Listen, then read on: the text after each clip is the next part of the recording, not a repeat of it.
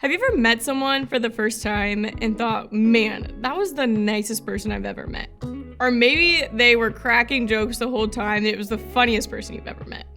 Or maybe it was the opposite and you were like, man, that guy was a real jerk. Welcome to week 3 of Reputation. The past couple weeks, we've been looking at the fact that you indeed do have a reputation. So I hope that you've had time to reflect or maybe ask others what you might be known for and what your reputation might be. This week, we're asking the question, can you change your reputation?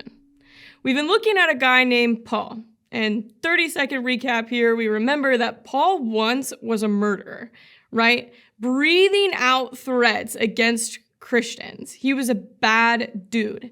His job was to imprison and sometimes even murder followers of Christ. In Acts 9, we're introduced to Paul, where we see him ask the high priest to go into the synagogues in Damascus and imprison the ones that are following the way, following Jesus. He was really good at his job and he loved it. So at this point, he's asking for more work to do better at what he was responsible for. But then we know that God steps in and changes Paul's life completely. He reveals himself to Paul, and Paul becomes someone that actually falls in love with Jesus and does the exact opposite. See, Paul's reputation was still intense, though. At the very beginning of his journey in Acts 9, 20, and 21, it says this: Paul began to preach in the synagogues that Jesus is the Son of God. All those who heard him were astonished and asked, "Isn't this the man who raised havoc in Jerusalem among those who call on his name? And hasn't he actually come here to take them as prisoners to the chief priests?" So people were hesitant to trust him because his reputation was true. They knew that he was there to actually imprison the synagogue leaders. In fact, the Jews were so afraid of Paul that they had plotted to have him killed. But don't worry, it doesn't stay this way for long. Paul knew his reputation, and in order to gain the trust of his people, he had to change what was perceived of him. He had to work really, really hard. He could stay in the synagogue and say, I'm not that guy anymore. I'm not that guy anymore. Like, this isn't what I'm called here to do. No, Jesus is really the one. But unless his actions were going to speak for themselves, he had to get out of there. And that's the same that goes for us. If someone came up to me and was like, wow, Kaylee, she's a really lazy person.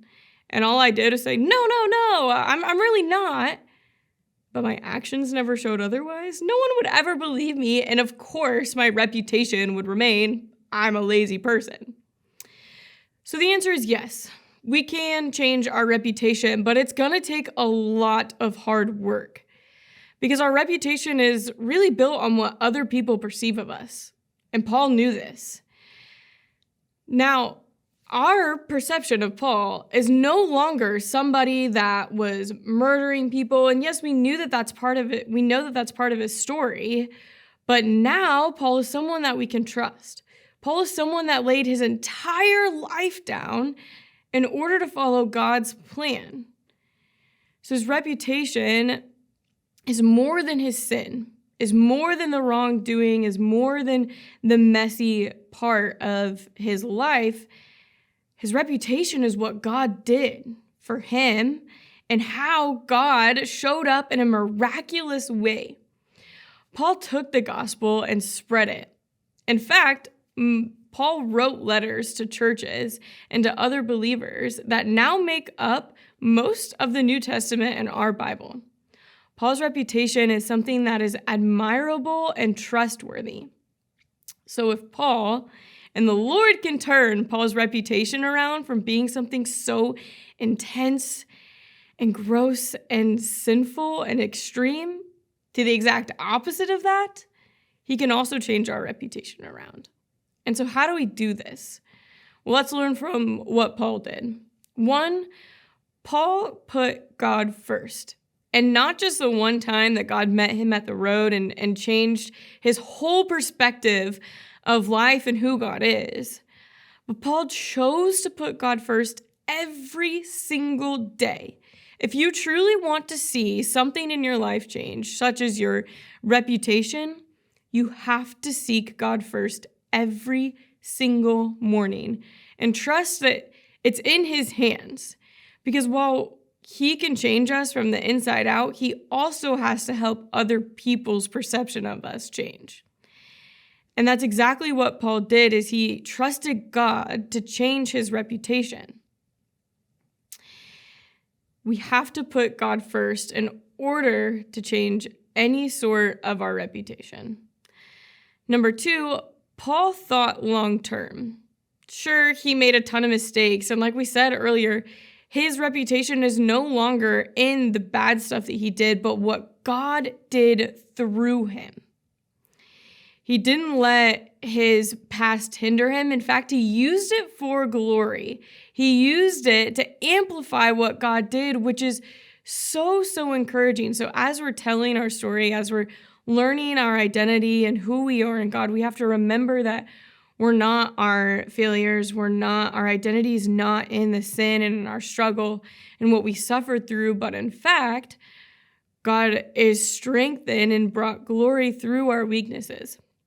In 2 Corinthians 11:30, Paul writes this: "If I must boast, I will boast in the things that show my weakness. Then God and the Father of Jesus, who is to be praised forever, knows that I am not lying." See, Paul gives God the glory in everything that he does, in his struggles, in the past, and in the present, and what he's going through. Number 3, and this one, man, let this be true. Paul recognized that it's never too late to change. It's never too late to stop and throw it away and go, God, you get it all.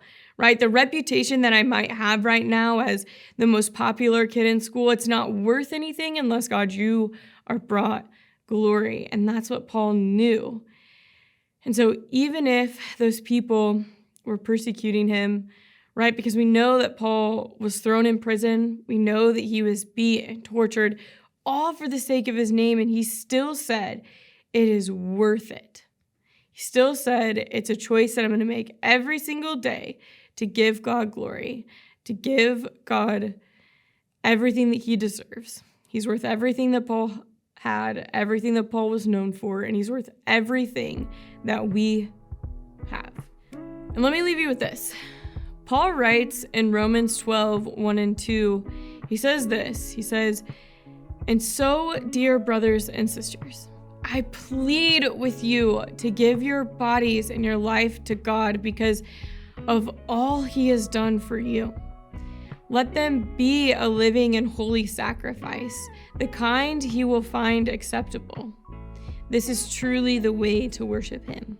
Don't copy the behaviors and customs of this world, but let God transform you into a new person by changing the way you think.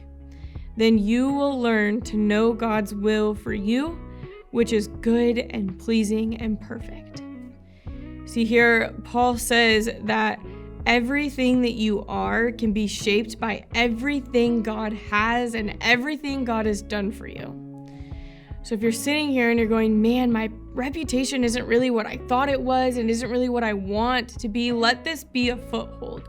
Let this verse be where you start to shape your reputation and your identity. Let it be found in him so that he may be glorified through you, so that your reputation be more than the popular kid in school, be more than the smartest person or the best athlete, but it be someone that is truly found and known by God. Now, when others look at you, they see a bright light, they see a love that is known by only someone named Jesus.